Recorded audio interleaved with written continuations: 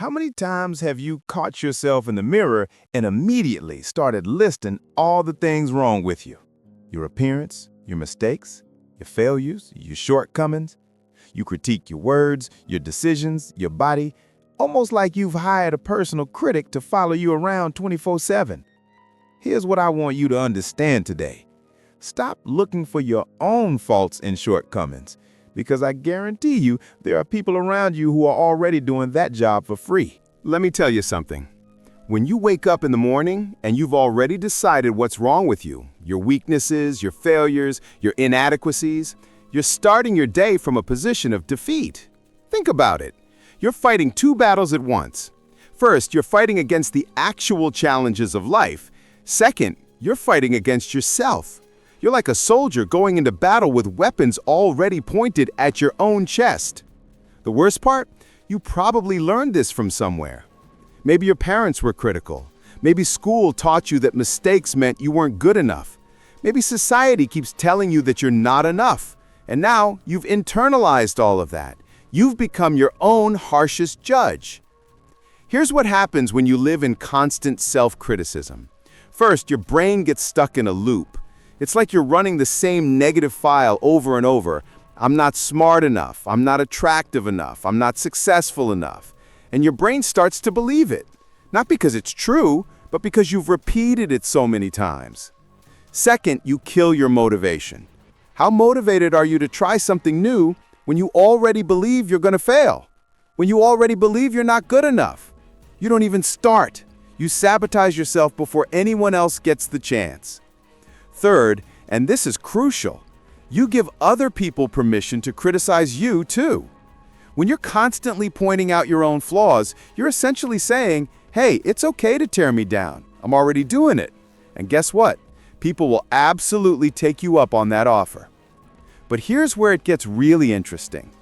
The people around you who are criticizing your faults, most of them, they're not doing it from a place of wanting to help you. They're doing it because they have their own insecurities. They're doing it because misery loves company. They're doing it because it makes them feel better about themselves. So you're out here looking for your own faults, and then you're also accepting criticism from people who don't have your best interest at heart. That's the trap. That's what we need to break out of. Let's talk about the cost of this habit. And I'm not just talking about emotional cost. I'm talking about actual, measurable consequences in your life. Research shows that people with high levels of self-criticism have higher rates of anxiety and depression. They struggle with motivation. They're less likely to take risks. They're less likely to chase their dreams. Why? Because they've already decided they'll fail. There's something called the perfectionism paradox. It sounds positive, right? Perfectionism. But here's what it really is. It's using your own impossible standards as a weapon against yourself. You set a goal, and then you decide that anything less than perfection means you're a failure. So you either burn out trying to be perfect, or you don't even try because you know you can't be perfect. That's not drive. That's self-sabotage wearing a mask that looks like ambition. Here's another cost. Your relationships suffer. When you're constantly criticizing yourself, you're radiating that energy. People pick up on it. They either distance themselves from you, or they start accepting that narrative too. Oh yeah, they're right about themselves. Let me also point out everything they're doing wrong. And here's the thing that really gets me. Self-criticism doesn't actually make you better. It makes you smaller. It contracts you. It shrinks your world. It narrows your possibilities. Think about a time when you were really hard on yourself about something. Did that criticism motivate you to improve, or did it just make you feel bad? Most of us, it just made us feel bad. And then we either gave up or we repeated the pattern. The real irony, the people who achieve the most, they're not the ones sitting around criticizing themselves. They're the ones who look at their mistakes, learn from them, and move forward. They have self-awareness, yes, but they don't have self-hatred. That's the difference we need to understand. Now, let's talk about the people around you who are criticizing your faults and shortcomings, because understanding their motivations is going to free you from caring what they think. First, there are the insecure people. These are people who have their own stuff going on. Maybe they're struggling with their own self-worth, and the way they try to feel better about themselves is by making other people feel worse. They criticize you to elevate themselves. They point out your flaws to distract from their own. They do it unconsciously most of the time, but they do it. Then there are the threatened people. Maybe you're doing something they wish they were doing. Maybe you're succeeding where they're failing, and that threatens them. So they criticize you. They tell you it won't work. They tell you you're not good enough. They do it to try to pull you back down to their level, where they feel safe. There are also the toxic people, the people who feed on negativity. They get energy from drama, from criticism, from tearing others down. These people are not your friends. They're not your allies. They're obstacles, and you don't need to listen to them. But here is what I really want you to understand. Not all criticism from others is bad. Some people who care about you might give you feedback that's hard to hear. The difference is this.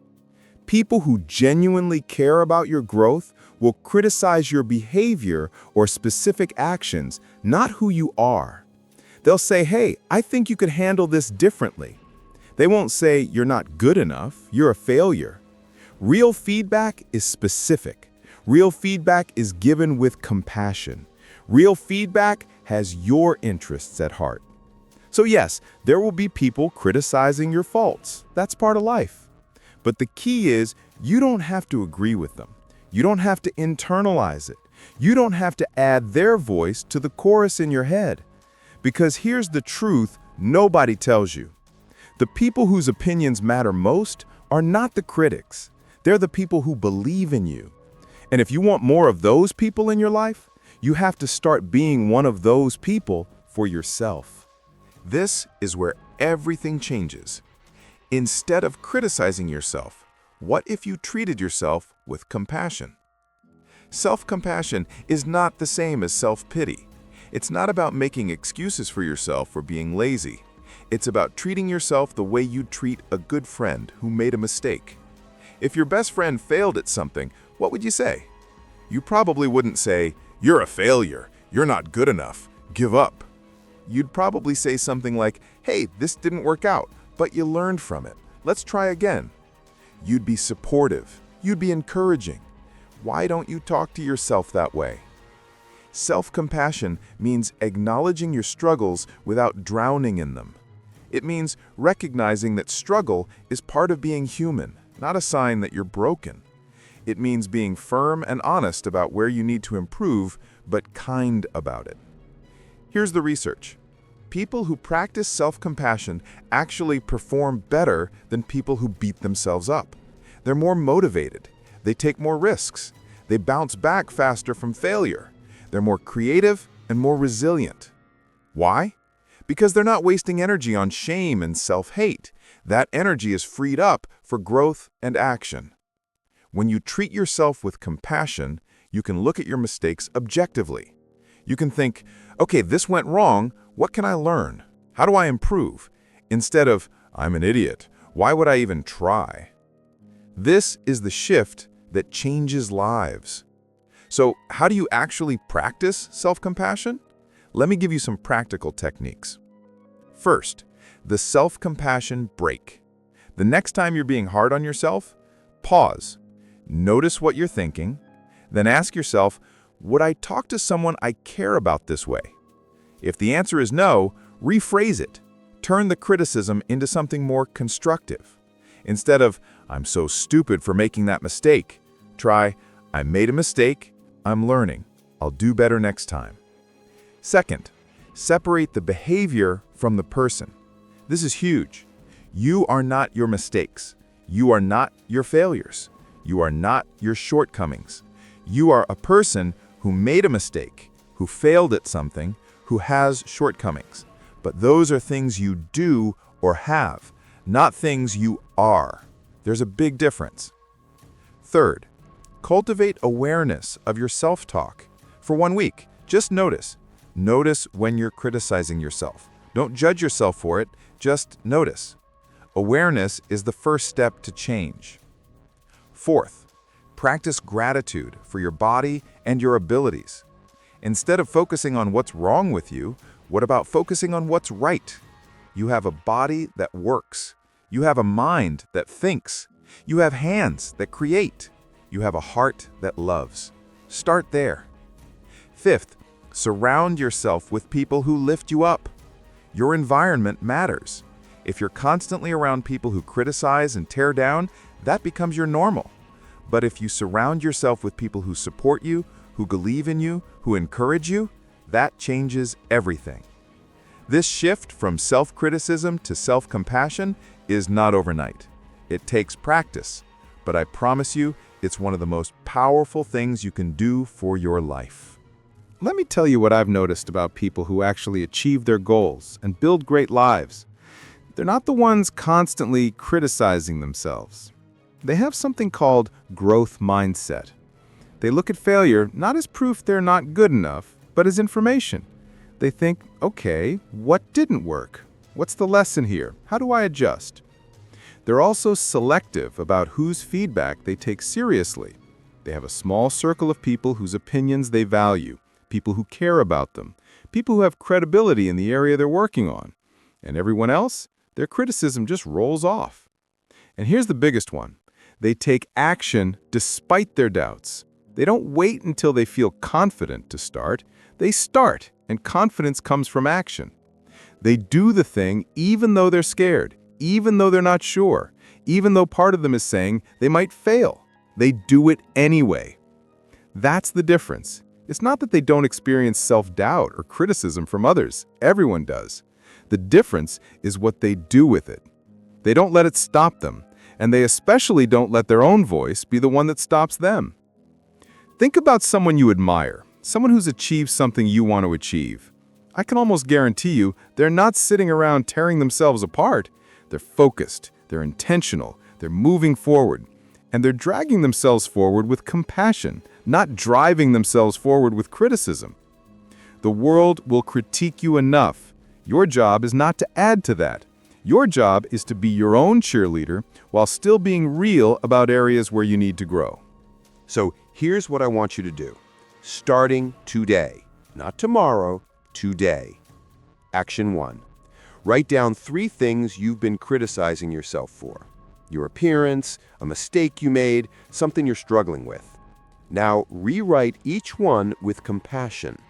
Turn the criticism into a statement of growth or learning. Action 2. This week, every time you catch yourself being self-critical, pause. Take a breath and ask, is this helping me or hurting me? Most of the time, you'll realize it's hurting you, and that awareness is everything. Action 3. Identify one person in your life who criticizes you regularly but isn't adding real value. Set a boundary with them or limit your time with them. You don't have to be rude about it, you just have to protect your peace. Action 4. Find one person who lifts you up. Spend more time with them. Let their belief in you start to shape how you see yourself. And finally, remember this. You don't have to be perfect to be worthy. You don't have to have it all figured out to deserve kindness, especially from yourself. Your flaws, your shortcomings, your mistakes, they're all part of being human.